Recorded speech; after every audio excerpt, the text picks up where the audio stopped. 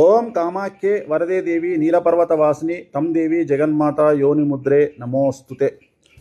సంవత్సరంన్నర కిందట దశమహావిద్యల రూపంలో కామాఖ్య అమ్మవారిని తెలుగు రాష్ట్రాల్లో ప్రచారం చేయడానికి, సౌత్ ఇండియాలో ప్రసారం చేయడానికి, జనాలకు తెలియజేయడానికి వామాచారము తంత్రమార్గము అనేటువంటి ఒక పద్ధతిని గురు శిష్యరికంలో, అంటే ఒక శిష్యుడిగా ఒక గురువు దగ్గర నేర్చుకొని తెలుగు రాష్ట్రాలలో ప్రచారం చేస్తున్న నన్ను చాలామంది ఈ వామాచారం గురించి తెలియక అవేవో తప్పుడు పూజలని, తప్పుడు వ్యవహారాలని ప్రచారం చేస్తూ చాలా వరకు నన్ను చాలా రకాలుగా బాధించడమే కాకుండా అమ్మవారిని కూడా జనాల్లో చాలా చిన్నదిగా చూపించడానికి, చెడుగా చూపించడానికి ప్రయత్నం చేసినారు. మీకంతా తెలుసు. సో జనరల్గా మాలాంటి వాళ్ళు ఏదైనా సమస్య వచ్చినప్పుడు అందరిలాగా వ్యక్తిగతమైనటువంటి దూషణలకు లేదా వ్యక్తిగతంగా దాడి చేయడానికి ప్రయత్నాలు చెయ్యరు. ఎందుకంటే తంత్ర మార్గంలో ఉండేవాళ్ళు కానీ, వామాచార విధానంలో ఉండేవాళ్ళు కానీ, ఈ దశ మహావిద్యల అమ్మవార్లను నమ్ముకున్న వాళ్ళు కానీ సో అమ్మవారినే నమ్ముకుంటారు. సో నాలాంటి వాడికి సమస్య వచ్చినప్పుడు నేను ఎవరికి చెప్పుకుంటాను? అమ్మవార్లకే చెప్పుకుంటాను. దశ మహావిద్యల్లో ఉన్నటువంటి 10 మంది అమ్మవార్లకు నాకు ఏ సమస్య వచ్చిందో ఆ సమస్యను క్లియర్ చేయమని అమ్మవారికి పూజలు నిర్వహిస్తాను. సో అమ్మవారే ఆ సమస్యని పక్కకు తీసుకెళ్తుంది. సో సంవత్సర కాలంగా నేను పడుతున్న కష్టాలు, నాకు వచ్చిన సమస్యలు మీకు తెలుసు. సో వాటిని అల్టిమేట్గా దూరం చేసింది ఎవరు? కామాఖ్య అమ్మవారు. సో ఇక్కడ ఈ విషయాన్ని ఎందుకు చెప్పదలుచుకున్నానంటే, ఇక్కడ మీకు కనిపిస్తున్నటువంటి అమ్మవారి పేరు చిన్నమస్తా అమ్మవారు. ఈ చిన్నమస్తా అమ్మవారు ఈ మధ్య కాలంలో గత 5 రోజుల నుండి ఎందుకు చర్చకు వచ్చింది అంటే, 15వ తేదీ నాడు జరిగినటువంటి మహేష్ బాబు వారణాసి అనేటువంటి లాంచింగ్ ఏదైతే ప్రోమో రిలీజ్ చేసినారో, రాజమౌళి గారు రిలీజ్ చేసినటువంటి ఆ ప్రోమోలో ఈ అమ్మవారికి కనిపిస్తోంది మనకు. ఎప్పుడైతే ఆ గుహలోకి వెళ్ళి సముద్రంలో అమ్మవారి విగ్రహాన్ని మనకు చూపిస్తారు. సో నేను చాలా ఆనందించేటువంటి విషయం ఏమిటంటే, సరే నన్ను విమర్శించే వాళ్ళు లేదా నిజంగా తెలుగు రాష్ట్రాలకు సంబంధించి ఈ సౌత్ ఇండియాలో దశమహా విద్యల్ని 100% తీసుకొచ్చింది నేనే. అది ఎవరు అవునన్నా కాదన్నా వామాచారంలో నిర్వహించేది నేను మాత్రమే. సరే దొంగతనంగా చేసుకునేటువంటి పండితులు చాలామంది ఉన్నారు, కానీ ధైర్యంగా బయటికి చెప్పిన వాడిని నేను ఒక్కడనే. సో రాజమౌళి గారికి సంబంధించి వారు ఈ యొక్క విషయాన్ని బయట జనాలకు తెలియజేయడానికి తన సినిమాలో ప్రయోగం చేసినారు. సో రాజమౌళి గారే కాదు, ఒకసారి మనం చూసుకుందాం. సంవత్సర కాలం కిందట చాలా విమర్శలకు గురైన నేను, చాలా విమర్శలకు గురైన దశమహావిద్యల అమ్మవార్లు ఈ మధ్యకాలంలో తీసుకుంటే తమ్ముడు అనే సినిమాలో బగళాముఖి అనేటువంటి రూపాన్ని విశ్లేషిస్తూ ఒక గ్రామాన్ని పూర్తిగా చూపించి ఆ సినిమాలో ప్రయోగం చేసినారు. అలాగే ఈ మధ్యకాలంలో చాలా పెద్ద హిట్ అయినటువంటి మిరాయ్ అనే సినిమాలో మంచు మనోజ్ క్యారెక్టరు బగళాముఖి విద్యను ప్రయోగించేటువంటి విషయాన్ని సినిమాలో చూయించినారు. అలాగే ఇప్పుడు రాజమౌళి వారణాసి సినిమాలో ఈ యొక్క చిన్నమస్తాదేవికి సంబంధించినటువంటి విగ్రహాన్ని చూపించడం జరిగింది. సో ఎన్ని విమర్శలు వచ్చినా, ఏది జరిగినా ఓవరాల్గా దశమహావిద్యల ప్రచారం అనేటువంటిది సినిమా వరకు వచ్చింది. ఒక సినిమాలో, ఒక చిత్రములో వాటికి సంబంధించి అమ్మవార్లకు సంబంధించినటువంటి విషయాలను జనాలను తెలియచేయడానికి దర్శకులు, ప్రొడ్యూసర్లు సుముఖంగా ఉంటూ అమ్మవార్ల యొక్క ప్రచారాన్ని ఈ లెవెల్కి తీసుకొచ్చినారు. చాలా సంతోషము. ఇంకా తమిళంలో కానీ, కన్నడలో కానీ చాలా రకాల సినిమాలు ముందు రాబోతూ ఉన్నాయి. సో సౌత్ ఇండియాలో కూడా వామాచారానికి సంబంధించి, దశ మహావిద్యలకు సంబంధించి, అమ్మవార్లకు సంబంధించినటువంటి వ్యవహారాలన్నీ సినిమాలో చూపించబోతూ ఉన్నారు. ఇది చాలా సంతోషము. సో నేను ప్రారంభమైన నాడు ఒక 2 సంవత్సరాల కింద, అంటే నేను ప్రారంభించి 8 సంవత్సరాలు అయినప్పటికీ నేను జనాల్లోకి తీసుకొచ్చి నాకు తెలిసి ఒక 2 సంవత్సరాలు అయ్యింది. బట్ జనాలకి తెలియకపోవడం వల్ల చాలామంది జనాలు తెలియకపోవడం వల్ల కొద్దిగా ఆశ్చర్యానికి లోనైనారు. ఈ తంత్ర మార్గం ఏమిటి, వామాచారం ఏమిటి తెలియక. కానీ చాలా వరకు కామాఖ్యకు వెళ్ళి అక్కడ ఉన్నటువంటి పూజా విశేషాలను తెలుసుకొని, అక్కడ జరుగుతున్నటువంటి బలులు కానీ, బలి నివేదన కానీ, మద్యము మాంసముతో నిర్వహించేటువంటి పూజలు కానీ కళ్ళతో చూసి తెలుసుకొని, నిజమేమిటి అనేది తెలుసుకొని, వేణుస్వామి చేస్తున్నటువంటి ప్రచారాలను నమ్మాలా వద్దా అని కళ్ళతో చూసి వాళ్ళు నమ్మడం జరిగింది. సో ఇదంతా రెగ్యులర్గా జరుగుతుంది. చాలా చాలా సంతోషము. అమ్మవారి దయ వల్ల, కామాఖ్య అమ్మవారి దయ వల్ల చాలా కష్టాల్లో ఉండేటువంటి వారందరికీ కూడా ఈ దశ మహావిద్యలు అనేటువంటివి ఒక ఉగ్ర దేవతలు అంటారు. చాలామందికి తెలియదు. ఉగ్రదేవతలు వేరు, మామూలు సాత్వికమైనటువంటి దేవతలు వేరు. ఉదాహరణ, మీరు నిర్వహించేటువంటి పూజలలో లక్ష్మీ అమ్మవారు కానీ, గణపతి కానీ, వెంకటేశ్వర స్వామి కానీ, ఇతరత్ర దేవుళ్ళందరూ సాత్విక దేవతలు. కానీ ఉగ్రదేవతలను ఆరాధించేటప్పుడు కొద్దిగా నియమ నిబంధనలు, చేసేటువంటి పూజా విధానము అంటే తంత్ర మార్గంలో క్రియ అనేటువంటిది కొద్దిగా డిఫరెంట్గా ఉంటుంది. అలాగే రాజశ్యామల అమ్మవారికి సంబంధించి ఒక ముఖ్యమైనటువంటి అంశం ఏముంది అంటే, ఆమెకు ఉచ్చిష్టము చాలా ఇష్టము.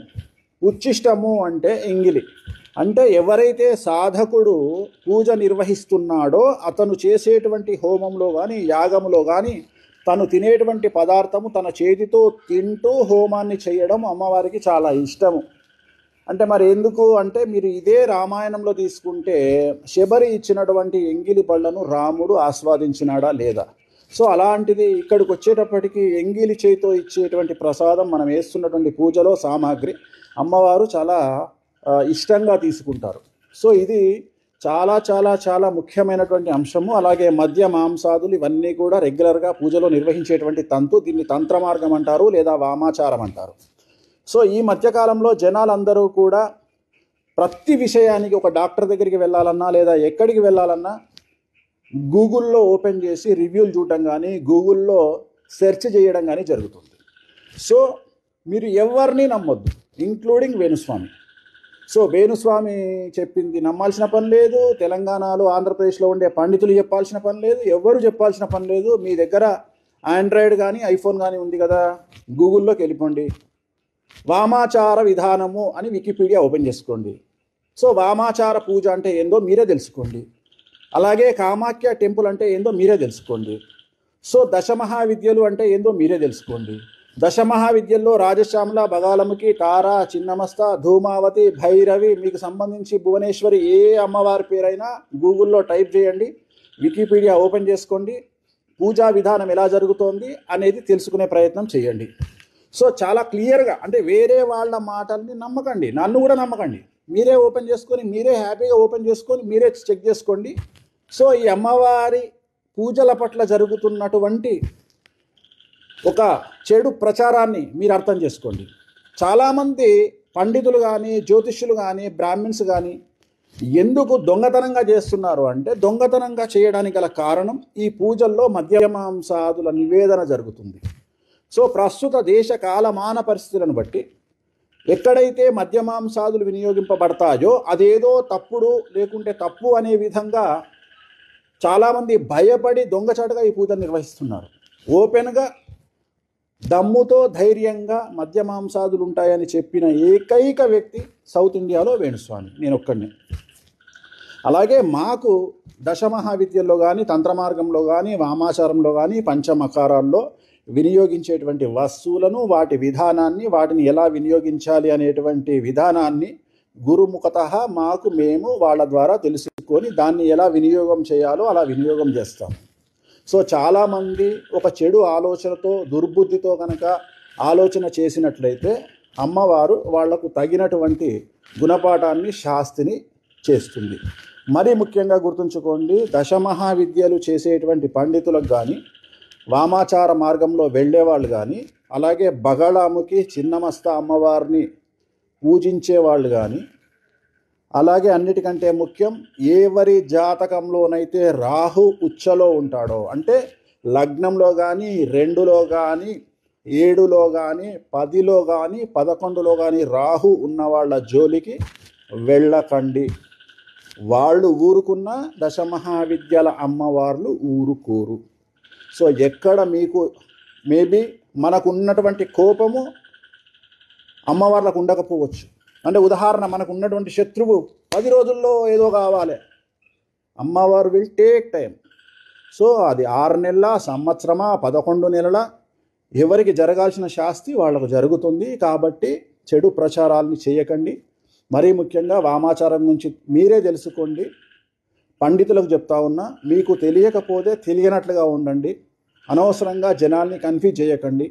సో జనాలు కూడా మీరు గూగుల్ సెర్చ్ చేసి తెలుసుకోండి, కావాలంటే కామాఖ్య వెళ్ళి తెలుసుకోండి.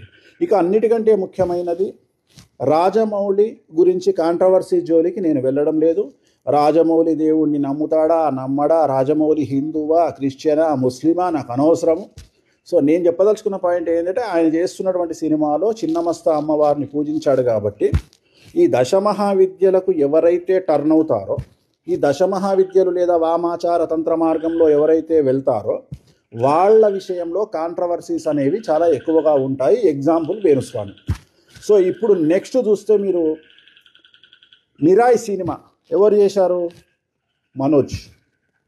మీరు మిరాయి సినిమాలో కూడా మనోజ్ గత సంవత్సరం నుండి కాంట్రవర్సీ ఎదుర్కోవడం మీరు చూస్తూ ఉన్నారు. మీరు అబ్జర్వ్ చేయండి. అంటే ఎవరైతే ఇటువైపు వస్తారో వాళ్ళు కాంట్రవర్సీని ఎదుర్కొంటారు, సహజం. కానీ వాళ్ళ లెవెల్ పెరుగుతుంది. గుర్తుంచుకోండి, 0లో ఉండేవాడు ఈ కాంట్రవర్సీస్ వల్ల 100కు వెళ్తాడు. సో ఎవ్వరు ఏమీ చేయలేరు. అంటే ఈ తంత్ర మార్గము, వామాచారము, దశమహావిద్యలు, చిన్నమస్త లేదా బగళాముఖి వీటిని తీసుకునే వాళ్ళు ఎవరైనా సరే వాళ్ళ లెవెల్ పెరుగుతుంది. మీరు అబ్జర్వ్ చేయండి. మిరాయి సినిమాలో బగళాముఖి చెడు ప్రయోగాన్ని నిర్వహించింది ఎవరు? మనోజ్కు చూడండి ఎంత పేరు వచ్చింది. అలాగే మనోజ్ చూడండి, ఆ సినిమా స్టార్ట్ అయినప్పటి నుండి కుటుంబ సమస్యల్ని ఎదుర్కొంటానే ఉన్నాడు. కానీ ఇవాళ తెలుగు సినిమా ఇండస్ట్రీకి ఒక విలన్ దొరికాడు మనకి. సో అది మంచు మనోజ్కు సంబంధించి. సో మీరు అబ్జర్వ్ చేయండి, ఏ రోజైతే ఈ వీడియో లాంచ్ అయిందో రాజమౌళిది, ఆ రోజే రాజమౌళికి సంబంధించి ఒక కాంట్రవర్సీ బయటకు వచ్చింది. సో ఇప్పుడు నేను చెప్పదలుచుకున్న పాయింట్ ఏంటంటే దీనివల్ల రాజమౌళికి వచ్చేటువంటి నష్టం ఏమీ లేదు. ఇంకో 100 కోట్ల ఆ సినిమా ఎక్కువగా కలెక్ట్ చేస్తుంది. సో ఇది నేను చెప్పదలుచుకుంది. అందుకని అలాంటి వారి జోలికి, సో రాహు ఉచ్చ ఉన్న వాళ్ళు కానీ, ఈ వామాచార మార్గంలో బగళాముఖి చిన్నమస్త దేవతను పూజించే వాళ్ళ జోలికి కానీ, అమ్మవార్ల జోలికి కానీ వెళ్ళవలసిన పని లేదు. అలాగే ఇలాంటి వారిని మనం కొనియాడాలి. ఎందుకంటే వాళ్ళ సినిమా ద్వారా చాలామందికి జనాలకి చరిత్ర తెలియజేస్తున్నారు కాబట్టి ఖచ్చితంగా అమ్మవారి యొక్క ఆశీస్సులు రాజమౌళి గారికి ఉండాలని కోరుకుంటూ, మహేష్ బాబు గారికి ఉండాలని కోరుకుంటూ, కామాఖ్యాదేవియే నమః.